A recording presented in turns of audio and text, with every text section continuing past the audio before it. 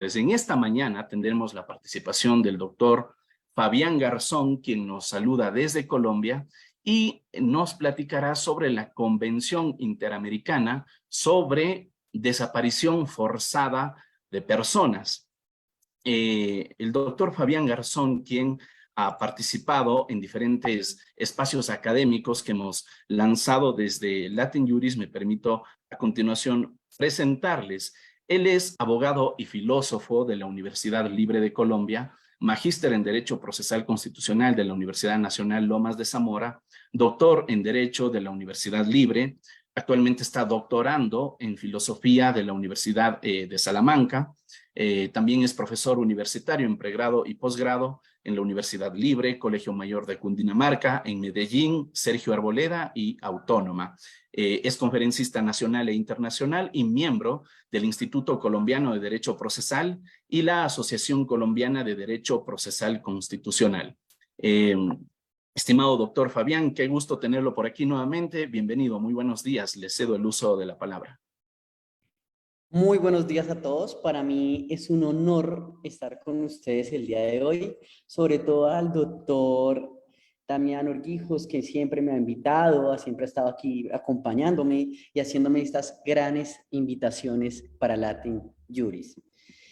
Para mí es un enorme placer compartir un tema. Entonces, no sé si, doctor Damián, ya podemos compartir pantalla. Sí, doctor, una pregunta. ¿Desea que compartamos nosotros y lo vamos desarrollando? No, si quieren yo la voy diciendo. Ah, bueno, entonces ya está habilitada la opción, doctor. Adelante. Si espera, entonces esperamos acá. Yo ya tengo las diapositivas aquí también enviadas. Dame un segundo, por favor, para dejarlas.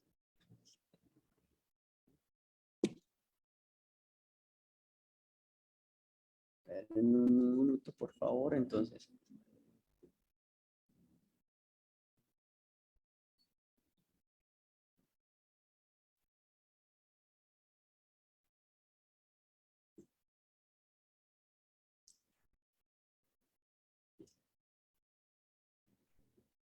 Listo, ya. Bueno, ya estamos presentando. Bueno, muy buenos días. Para mí es un enorme placer. Como les había dicho el doctor Damián Orguijos, yo voy a trabajar el tema de la Convención Interamericana y el tema de Convención Interamericana sobre el concepto de desaparición forzada de personas. Así las cosas, quisiera, primero que todo, ya les he mostrado actualmente mi perfil profesional y vamos a comenzar a ser un poco ordenados y esquemáticos en esta situación. Vamos a hacer unos pasos de la disertación, comenzando con el nacimiento del sistema interamericano, los primeros pasos del sistema interamericano, cómo se adopta la convención y actualmente cómo funciona el concepto de desaparición forzada en América Latina, cuál es su marco jurídico, marco legal de la convención, actualmente en ese sentido el concepto de desaparición forzada y asimismo la definición, el entendimiento del delito, cómo se obligan a los estados, cómo son la prescripción del delito, la posición geográfica del victimario, los eximentes de responsabilidad, la competencia, los procedimientos, la acogida en el derecho internacional. ¿Eso qué quiere decir? Que tenemos actualmente unos 19 pasos para tratar de generar actualmente el marco jurídico de esta disertación. Comencemos diciendo actualmente cómo nace el Sistema Interamericano de Derechos Humanos, cómo se genera esta situación proclive del Sistema Interamericano de Derechos Humanos. Y esto tenemos que analizarlo a partir de una fecha muy importante. Yo siempre he dicho que la fecha más importante del nacimiento de los derechos humanos nace con la Carta de Londres de 1945. ¿Qué es la Carta de Londres de 1945? La Carta de Londres de 1945 es el nacimiento, por así decirlo, del derecho internacional de los derechos humanos. ¿Por qué decimos que el nacimiento del derecho internacional de los derechos humanos? Ustedes se recordarán que este nacimiento nace con los denominados juicios de Nuremberg.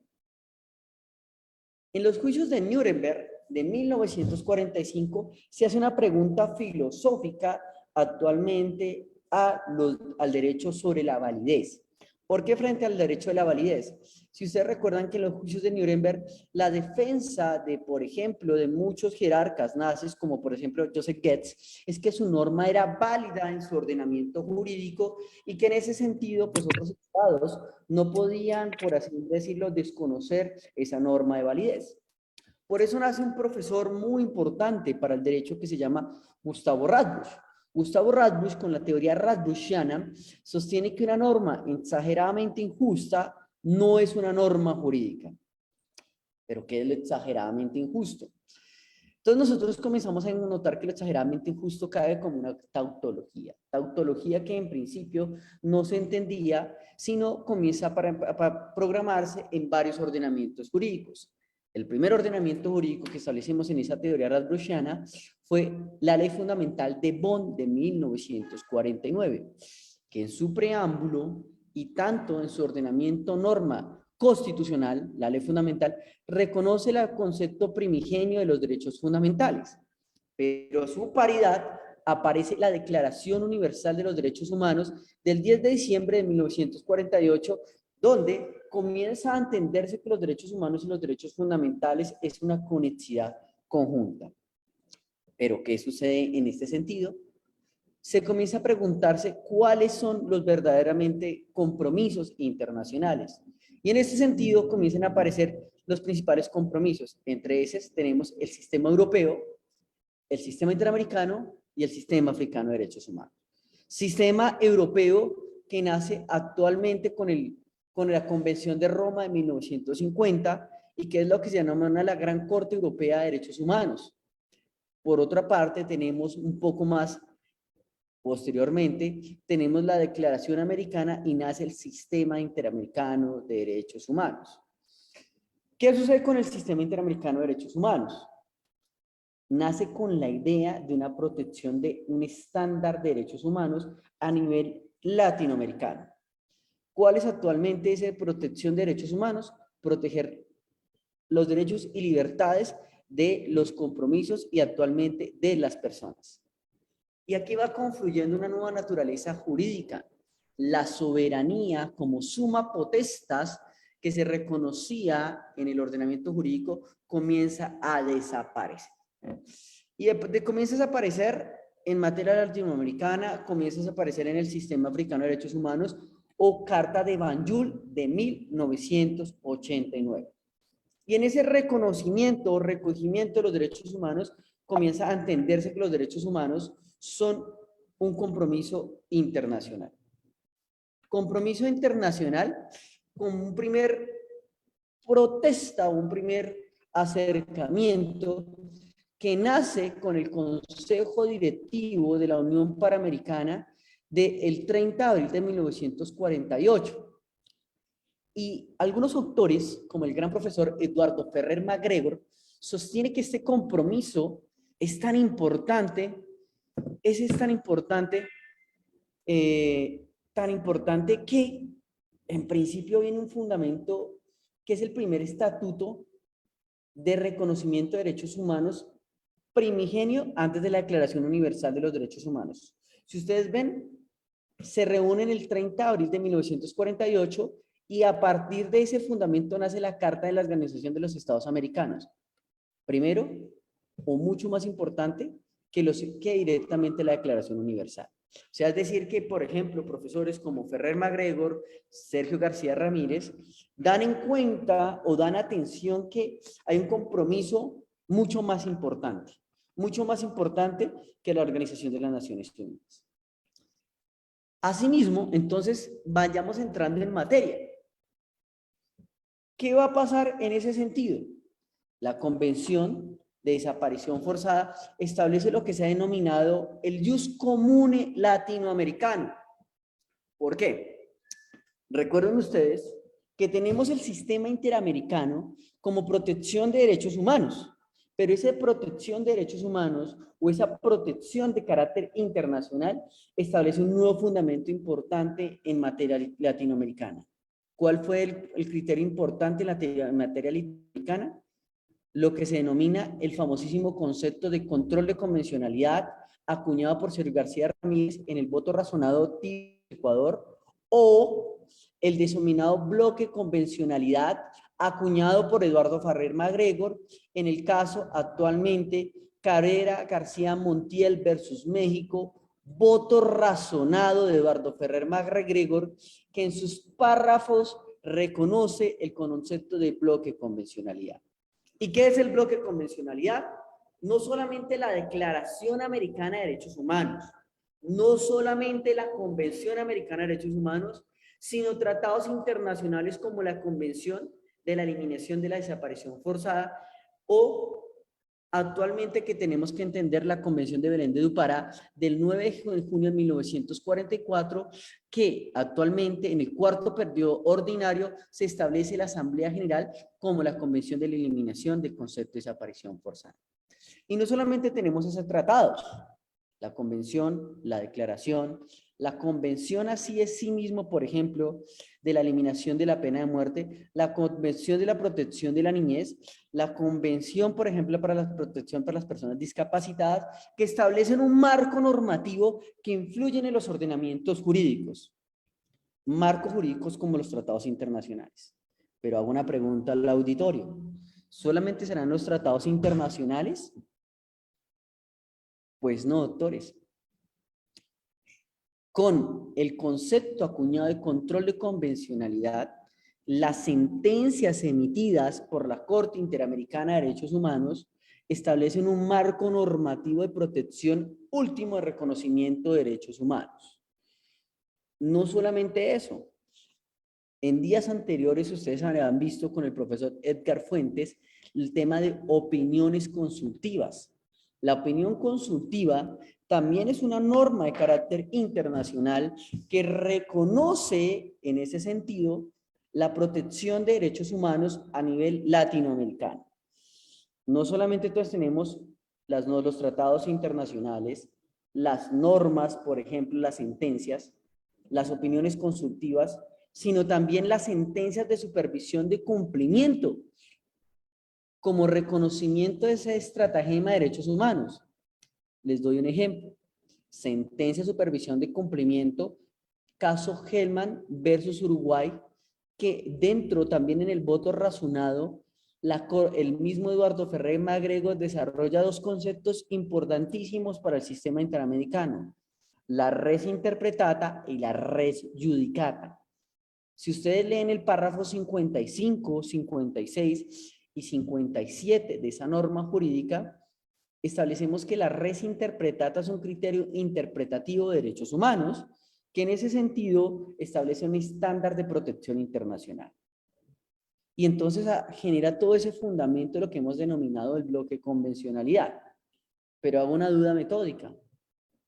¿Qué pasa, por ejemplo, si, por ejemplo, ustedes que están en Ecuador, por ejemplo en Ibarra, el Tribunal Constitucional ecuatoriano o, por ejemplo, el Tribunal Constitucional de Bolivia, por ejemplo, o, por ejemplo, la Corte Constitucional colombiana no acata en sus fallos esa situación importante de las normas jurídicas sostenidas por el control de convencionalidad? Pues se genera por conexidad lo que se denomina una responsabilidad por hecho ilícito internacional. ¿Por qué? Porque en materia latinoamericana, como por ejemplo tratados internacionales, normas jurídicas o sentencias o opiniones consultivas, establecen un marco normativo integral que se denomina para la Corte Interamericana el principio de adecuación normativa. Y tiene que estar adecuado normativamente para que se acate, o si no se acata, se presenta una responsabilidad por hecho ilícito internacional. Entonces, por eso decimos de que cómo funciona en Latinoamérica. ¿Cómo funciona en Latinoamérica? A esta teoría se ha denominado el jus comune latinoamericano. ¿Qué es el jus comune latinoamericano? ¿Qué es en ese orden de ideas? El jus comune latinoamericano genera una nueva introducción. ¿Qué es un jus comune latinoamericano? Que en principio todas las normas deben adentrarse al ordenamiento jurídico de los países miembros. Es decir, a los 23 países tienen que adentrarse. va generando como una geología del derecho internacional. Geología del derecho internacional que genera ¿qué? La norma jurídica desde la convención, por ejemplo, de desaparición forzada, o por ejemplo, digamos un principio vector de interpretación, la prueba de contexto determinado en el caso Santo Domingo versus Colombia, párrafo 219, tiene que adentrarse en los ordenamientos jurídicos colombianos, ecuatorianos, paraguayos, peruanos, bolivianos. Y en ese sentido, sí, tiene que acogerse. Y si no se acoge, en ese sentido, genera una responsabilidad de hecho ilícito internacional.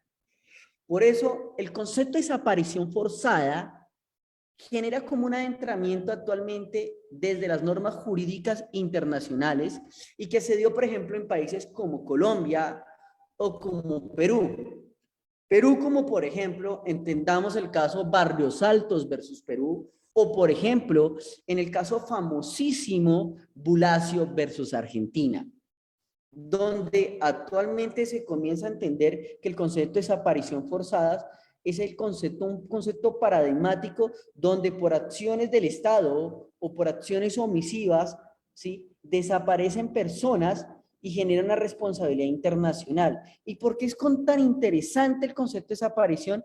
Interesante el concepto de bloque de convencionalidad, porque va generando un fundamento dialógico entre el derecho nacional y el derecho internacional, que va adentrándose en las normas jurídicas como por ejemplo Chile, Colombia o Perú. Digamos que si ustedes leen el artículo del Código Penal colombiano, actualmente en la ley 599, el concepto de desaparición forzada es un concepto traído del sistema interamericano a la legislación penal. Asimismo pasa en Perú, asimismo pasa en Chile, por ejemplo, ¿sí?, en el caso más importante que podemos entender, en el caso Hellman versus Uruguay.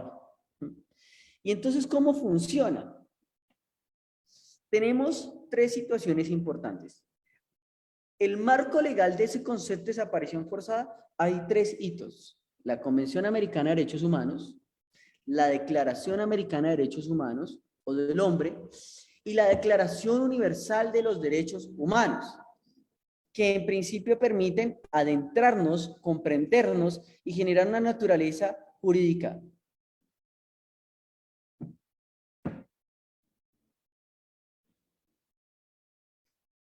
Por eso, tenemos que entender actualmente cómo se genera esta definición a partir del bloque de convencionalidad. Si nosotros leemos actualmente qué se entiende por desaparición forzada en la presente convención, dice, mire lo que dice la convención, a través desde la convención y el estándar interamericano. Para los efectos de la presente convención, se entiende desaparición forzada la privación de libertad a uno o más personas, cualquier fuera su forma, cometida por los agentes del Estado o por personas o grupo de personas que actúen con la autorización o apoyo o aquiescencia del Estado, seguida por la información o negativa de reconocer a dicha privación o el deber de informar el paradero de la persona. Entonces tenemos tres características importantes de la definición de extraído y desaparición forzada por parte de la Corte Interamericana y por parte de la Convención. Primero, tenemos que entender que esto es una situación acometida por los agentes del Estado o por la autorización de esos agentes del Estado, primera característica. Y por dos, por darse, por así decirlo, que no dan una información o una negativa de esa información sobre el grupo de personas y el paradero de esa persona. Y tercero, que a partir de la imposición del recurso legal o la interposición del recurso procesal, hay un deber de información. Uy, ¿cómo así, profesor? Ustedes recordarán el famosísimo caso Bulacio versus Argentina.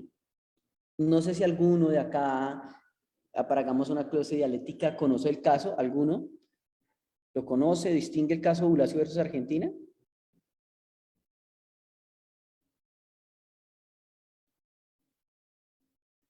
¿Alguno lo conoce?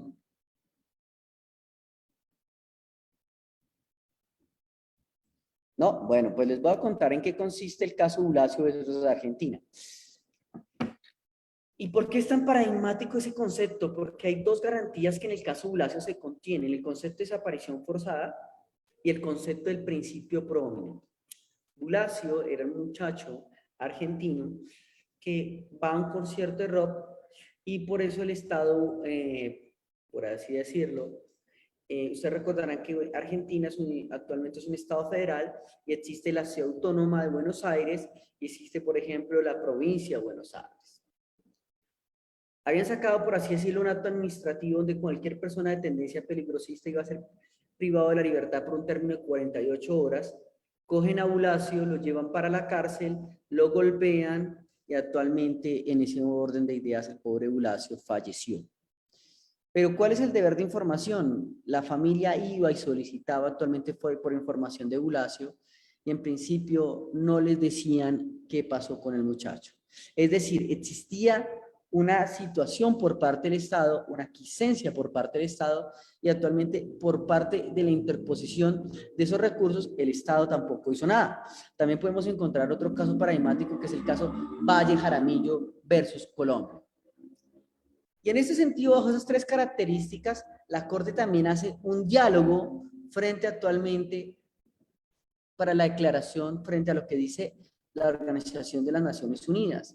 ¿Frente a qué? La resolución 47-133, donde nos habla del concepto de desaparición forzada. Y si ustedes se encuentran, esta es una situación dialógica entre la Convención y la Organización de las Naciones Unidas.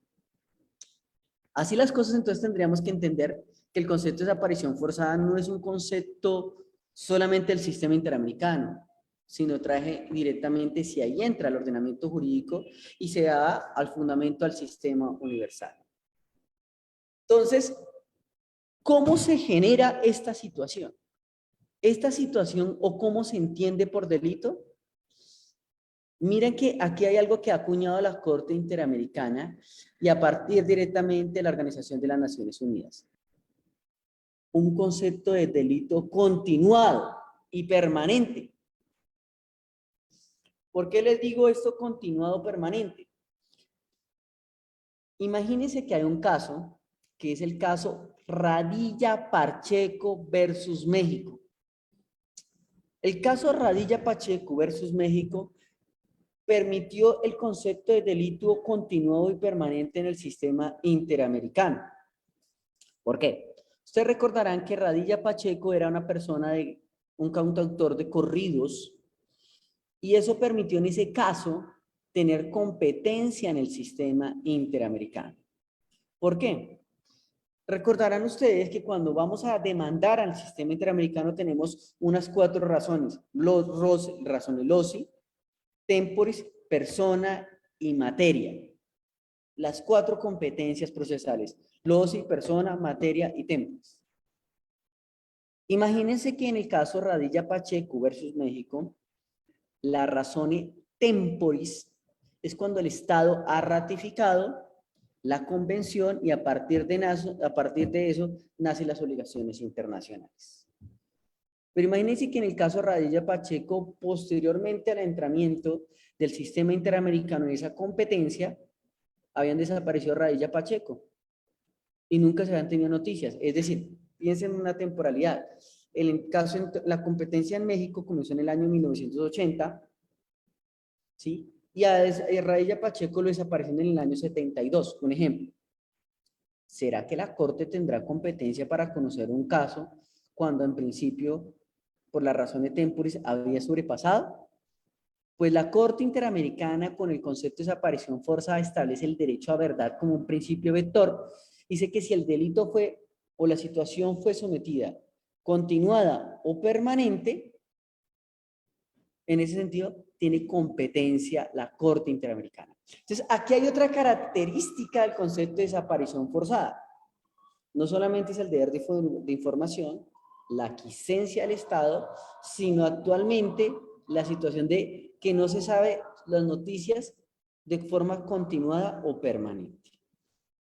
Por eso, este delito se debe entender actualmente cómo se entra y cómo se generan diferentes situaciones en los diferentes ordenamientos. Miren que ustedes voy acá a encontrar, por ejemplo, cómo se ha tipificado en Chile el concepto de desaparición forzada. Si ustedes ven el concepto de desaparición forzada, se ha tipificado en la ley 357-225, actualmente cómo se ha entrado el concepto de desaparición forzada en su artículo 6. Por ejemplo, en Colombia, ¿cómo se centra el concepto de desaparición forzada? En el artículo 165 de la legislación colombiana. En Guatemala, artículo 201. ¿Sí ven? En el Código Penal de Perú, artículo 320. ¿Eso qué quiere permitir? Que el concepto acogido a partir del bloque convencionalidad, acogido actualmente desde el concepto de las sentencias dictaminadas en la Corte Interamericana, enunciadas anteriormente, como por ejemplo Bulacio, o como por ejemplo Radilla Pacheco, o por ejemplo la Declaración Universal, actualmente acogen a su adentramiento para atender el concepto de desaparición forzada.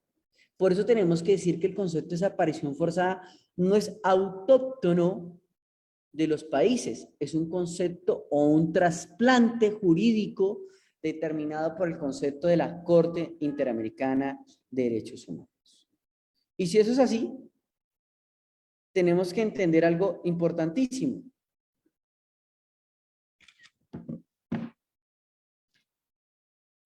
¿Qué significa? ¿A qué estado se debe aplicar esa convención? ¿O por qué se tiene que aplicar?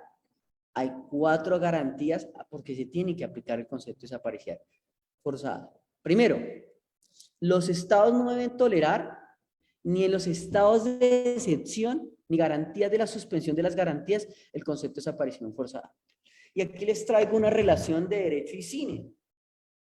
Si ustedes ven, actualmente hay una película que se llama La Noche de los Lápices que refleja actualmente el concepto de desaparición forzada en el Estado argentino. Y hay otra muy importante que se llama 1985, donde perpetrar o permitir esas situaciones genera una violación masiva de los derechos humanos. Por eso la segunda característica de que obligan a los estados es sancionar a los autores, cómplices o las personas que encubren actualmente el concepto de desaparición forzada. El tercero, más importante, prevenir y sancionar y erradicar toda forma de desaparición forzada, no generando una victimología frente al tenor de esas garantías, sino actualmente contra el concepto de verdad y reparación, dice la Corte. Y por eso el Estado tiene que tomar todas las medidas, ya sea legislativas, judiciales o administrativas, para cumplir el concepto de la convención, desde el contenor del concepto de bloque convencionalidad. Por eso, actualmente, ¿cómo se ha radicado? Tengamos claro que el derecho, dice el maestro Gregorio Robles Morchón, el derecho internacional parte de una situación estatalista. ¿Qué es una situación estatalista? Que los estados reconocen actualmente el derecho internacional. Por eso tenemos que decir algo importantísimo. Pregunta: ¿será que los estados, cuando no han ratificado la Convención de Desaparición Forzada, la tienen que aplicar no solamente la Convención, sino el estándar de la Corte? Pues aquí volvemos al concepto sometido por Eduardo Ferrer MacGregor en el concepto de bloque convencionalidad. Bloque convencionalidad que en el párrafo 65 establece lo que se denomina la res interpretata. ¿Qué quiere significar la res interpretata? Que los estados que acogen la Convención Interamericana tienen que acoger a su concepto de lógica, asimismo, el concepto por sometido de las diferentes interpretaciones de la Corte Interamericana de Derechos Humanos. Por eso tenemos que actualmente que en la Corte Interamericana actualmente se encuentra en pleno vigor, por ejemplo, o la ratificación como estados, Argentina, Bolivia, Chile, Costa Rica, Ecuador, Guatemala, Honduras, México, Panamá, Uruguay y Venezuela, donde han acogido ese estándar de la Corte. Y en ese sentido, digamos, otra pregunta importante. ¿Será que existe un término de prescripción frente al concepto de desaparición forzada? Pues digamos en ese orden de ideas, mientras no se sepa la verdad o la desaparición, porque aquí la Corte ha establecido en materia, por ejemplo, con 3 criterios importantísimos: la verdad, la justicia y la reparación. Yo tengo que el concepto de saber de la verdad del cuerpo señalado directamente el concepto desaparecido. Justicia. Las situaciones, los móviles y los fines de por qué actualmente se desapareció una persona, y la reparación y medidas de reparación no solamente de carácter patrimoniales, sino de carácter extrapatrimoniales. Por eso, digamos que actualmente, hasta que no se encuentre el presunto responsable de acuerdo al tenor de las Cortes, no están sujetos a una prescripción. Y más que estamos reconocidos actualmente en materia de derecho internacional de los derechos humanos. Por eso tendríamos que decir que no hay un reconocimiento, por así decirlo, último o franqueable de un fundamento de prescripción de la acción penal por el principio pro hominem. No, hasta que no se sepa la verdad, la justicia y la reparación, y el cuerpo, como decía actualmente Zaffaroni, en el cuerpo de los condenados, saber actualmente la verdad sobre el condenado, no podemos solicitar una prescripción de la acción penal. Entonces, en ese sentido, ¿qué pasa si no existen actualmente una ausencia del victimario? No conocemos el victimario. Pues aquí ya tenemos 2 principios importantes del derecho penal internacional. Nosotros siempre tenemos que el derecho a tener el principio de la verdad y conocer la verdad. Por eso es que en materia del consenso de la ausencia del victimario no se puede aplicar un principio que se llama el principio de obediencia debida. ¿Qué significa el principio de obediencia debida? Que actualmente conozcamos, distingamos quién fue actualmente la persona que cometió la conducta punible. Pero si es un agente del Estado, el agente del Estado solo puede decir, es que yo obedecía órdenes de un tercero denominado Estado. Pues no. El principio de obediencia debida, tenemos que conocer actualmente el victimario y el Estado debe perseguirlo, condenar las conductas, conocer actualmente cómo se lo conoció la conducta y reconocerla y juzgarlo.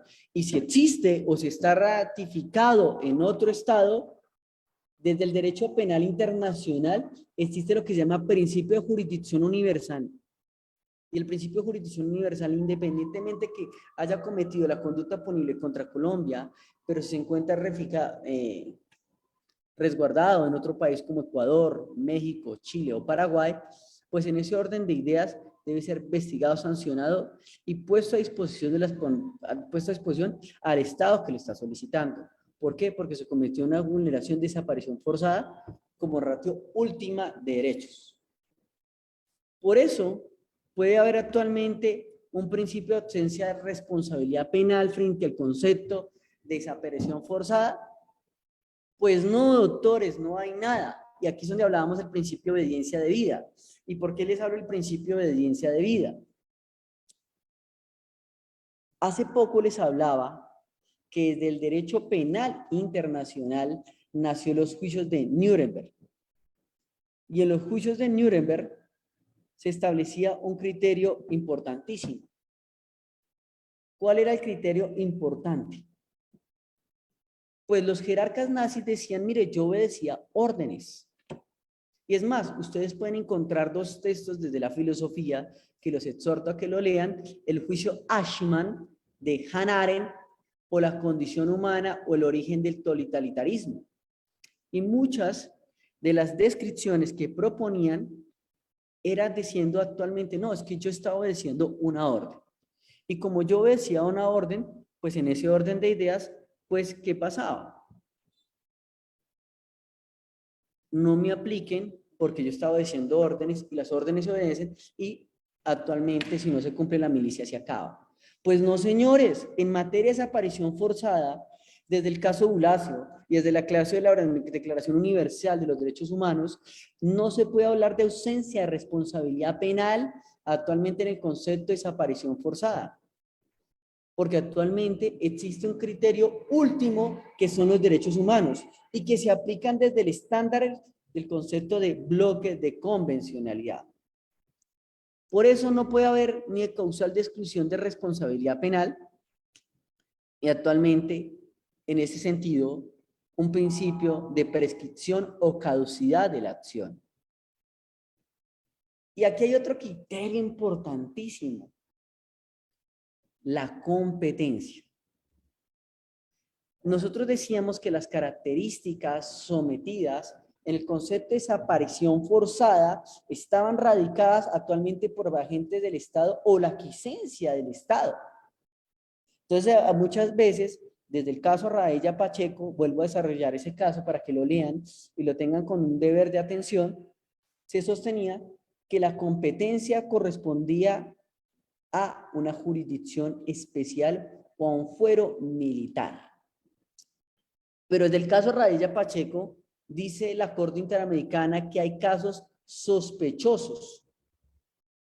Y en esos casos sospechosos, no se pueden decir que la competencia se compone, se permita o se competenga directamente a los funcionarios militares. En casos de desaparición forzada, la competencia pertenece a tribunales ordinarios por principio de complementariedad como competencia de legitimación en la causa, ya sea por activa o por pasiva, corresponde a la jurisdicción ordinaria. No puede conocer actualmente la jurisdicción penal penitenciaria. Entonces ustedes se preguntarán, y doctores, en muchos de mis países tenemos la jurisdicción penal militar. ¿Qué pasa frente a esa situación? Pues obviamente la Corte dice, yo no puedo desaparecer la jurisdicción penal militar de los estados, pero hay criterios sospechosos en casos de desaparición forzada cuando se aplican este criterio y ese estándar. Y en ese sentido, si aplica ese criterio y ese estándar, y se aplican los casos de desaparición forzada, el Estado es responsable por hecho ilícito internacional. Por eso tenemos que decir que se parte de un principio de jurisdicción universal. Por eso el caso de desaparición forzada es un principio de jurisdicción universal. Y aquí tengo que entender actualmente el gran concepto de la paz perpetua de Kant. Si ustedes leen el paz perpetua de Kant, y que también lo parafrasea el gran profesor Orlando Santofimio Gamboa, ¿sí? Dice actualmente, en principio, que una violación de un delito sometido en un estado puede repercutir actualmente a todos los países como tal. Es el derecho de gentes, es el imperativo moral. Por eso ustedes, cuando ustedes leen el principio, el caso Barrios Altos versus Perú, en ese sentido, Barrios Altos versus Perú reconoce el principio de jurisdicción universal. Y por eso también concepto, esa acogida de derecho internacional, lo acoge el Tribunal Constitucional chileno, donde actualmente desarrolla que el principio de jurisdicción universal, independientemente de las situaciones sometidas en la dictadura de Pinochet, pueden ser conocidas actualmente por el tribunal, los tribunales ordinarios, por el principio de jurisdicción universal, porque las personas tienen derecho a verdad, justicia y reparación integral de su derecho. Y actualmente no puede ser sometido su principio del contenido del derecho estatal. Así, por eso, en ese orden de ideas, por eso tenemos que decir que el concepto de desaparición forzada es una consagración expresa directamente del principio de jurisdicción universal, que se ha sostenido en normas jurídicas constitucionales como la chilena, artículo 5º, 6º, 7º, 19, 73, 74 y 79 de la misma Constitución. Por tanto, tendremos que decir actualmente que la función de esa doctrina establecen dos cláusulas denominadas importantísimas que se adentran actualmente en el ordenamiento jurídico. Normas de derecho blando o self-executing o no self-executing. Que el Estado tiene que acoger las normas de desaparición forzada independientemente si están sometidas contrarias a la Constitución. ¿Por qué? Porque aquí viene una cosa actualmente de esta teoría. Ya la Constitución no es norma suprema. Y eso viene sometido desde, por ejemplo, autores, como por ejemplo atenderlo el profesor Ernesto Rey Cantor en su texto, por ejemplo, normas cautelares y normas provisionales, publicado en Editorial Temis, o profesores como el profesor Ernesto Pedro Sagüez, argentino, o profesores como, por así decirlo, el profesor Zaffaroni, que establece que el concepto de desaparición forzada establece un deber de seguridad y que no se puede someter su norma constitucional y que se debe entrar como la geología del derecho internacional. Por eso, ¿cuáles son las diferencias entre los diferentes programas? ¿Cómo se da en la Corte Interamericana? ¿Cómo se da entre las situaciones? Primera cosa, tenemos que entender que hay una diferencia tangencial, por así decirlo. La diferencia tangencial es que a partir del Comité de los Derechos Humanos establece un principio de jurisdicción universal, pero a partir del sistema interamericano establece un principio de convencionalidad. Y ese principio de convencionalidad se genera en los dos establecimientos importantes. En el control difuso por parte de los jueces, entendido jueces, funcionarios jurisdiccionales y funcionarios públicos, o, por así decirlo, de los estándares desarrollados, que no solamente se acogen en normas legales, sino también por las normas convencionales y por partes de las decisiones. Por así decirlo, entonces, en este sentido, la Corte Interamericana desarrolla un nuevo fundamento, sostenido por el principio dialógico de la Corte Interamericana, por la parte de la Declaración Universal y sostenido por fundamentos del derecho internacional. Entonces, digamos, 4 conclusiones de esta conferencia, por así decirla. La primera conclusión podríamos decir: los derechos humanos no son hitos solamente históricos. Desde la convención, por así decirlo, de la Carta de Londres de 1945, se está entendiendo por criterios implícitos el concepto de desaparición forzada, que se aplica, por así decirlo, desde los juicios de Nuremberg, pasando por el juicio del Tribunal del Lejano Oriente, o juicios de Etíope, o juicios de el Tribunal del Lejano Oriente, o el juicio directamente tenido, por ejemplo, el Tribunal de Ruanda. Segunda característica, la Corte Interamericana desarrolla, a través de su paradigma de la Convención de Belén de do Pará y su ratificación, un nuevo criterio que se desarrolla como doctrina convencional. Y no solamente doctrina convencional como tratado de carácter internacional, sino a través de estándares importantes como, por ejemplo, el caso Bulacio versus Argentina, o el caso, por ejemplo, Radilla Pacheco versus México, o el caso Hellman versus Uruguay, en la sentencia de resolución de supervisión de cumplimiento, generando un nuevo estratagema, por ejemplo, como una res interpretata para los países centroamericanos. Tercero, que ese criterio de derecho internacional es acogido en las normas penales y se acoge bajo 4 criterios. Primero, deber de información, aquiescencia del Estado y delito continuado y permanente. Cuarta característica, cuarta conclusión: no hay, por así decirlo, una eximente responsabilidad bajo el principio de obediencia debida. Y en esa situación de ese principio de jurisdicción universal, puede perseguirse en cualquier estado.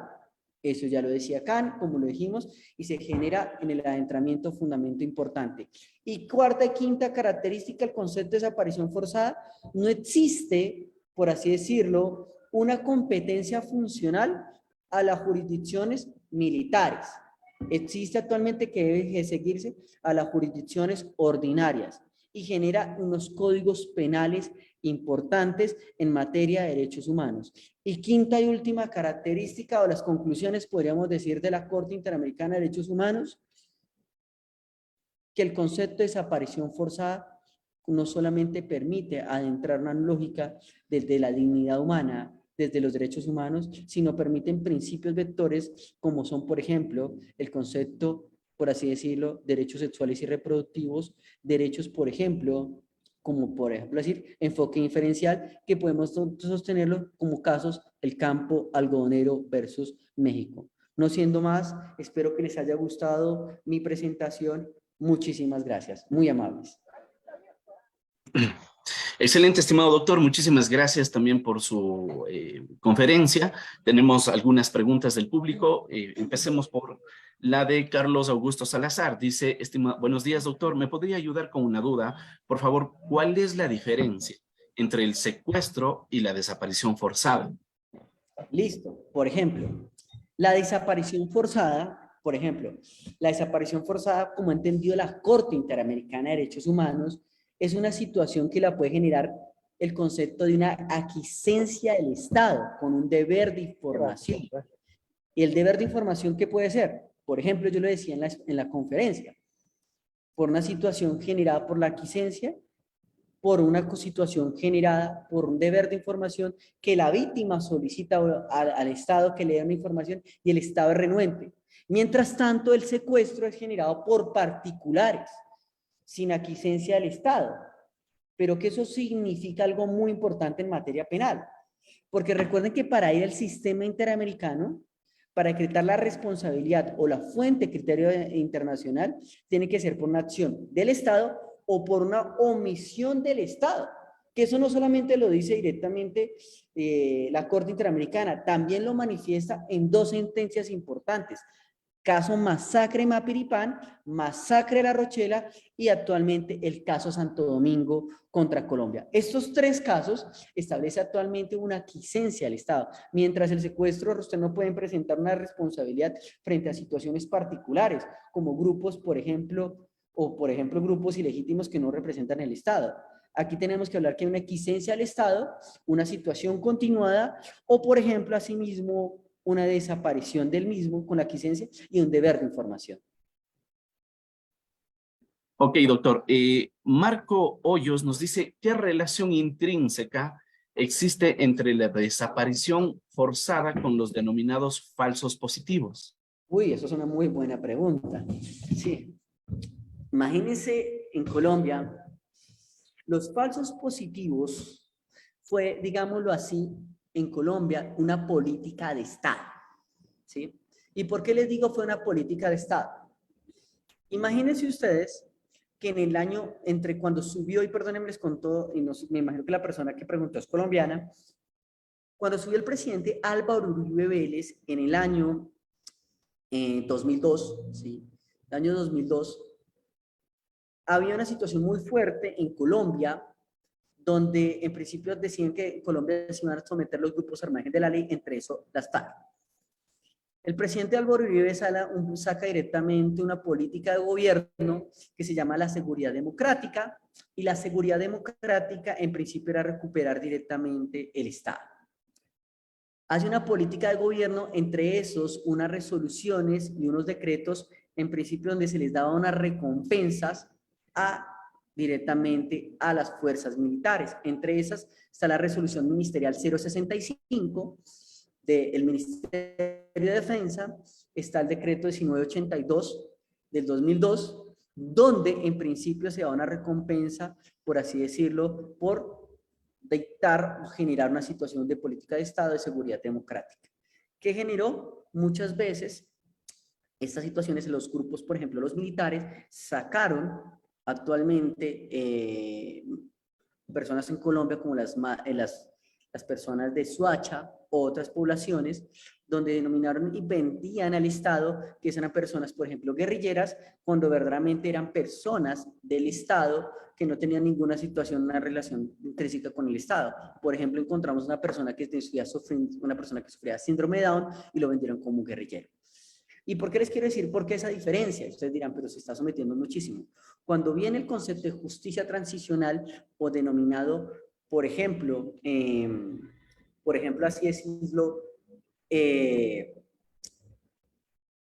la justicia transicional o la JEP, se comienza a dictaminar ciertas situaciones donde se comienzan a descubrir que fueron no fue una política del Estado, sino fue los militares con aquiescencia al Estado dictaminado vendieron las persecuciones como falsos positivos o ejecuciones extrajudiciales.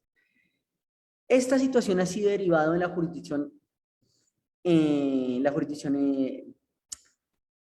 especial para la paz para Colombia.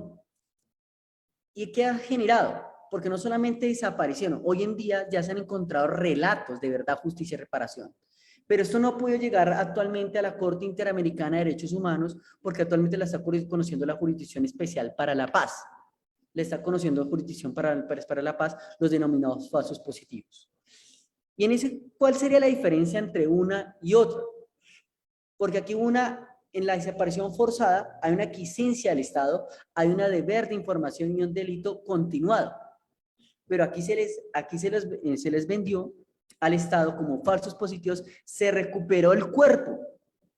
Se sabe dónde está algunos, se encuentran algunos que se saben dónde está el cuerpo, pero actualmente no cometieron la conducta punible.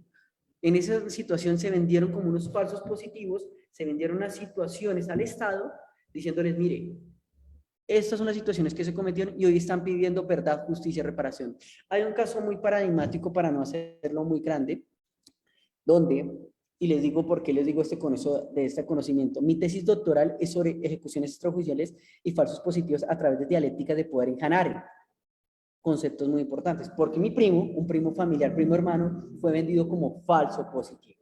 Y por eso estoy generando mi tesis doctoral en filosofía frente a ese tema.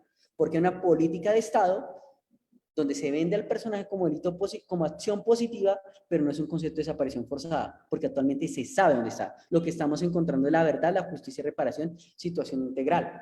Por eso son las situaciones de política de gobierno. Entonces, ¿cuál sería la diferencia? Muy importante, para así decirlo, en desaparición forzada no se sabe dónde es el cuerpo y se está buscando la verdad. Aquí se sabe la verdad, pero se está buscando directamente por qué sucedió la reparación y la situación contenida por una política de Estado.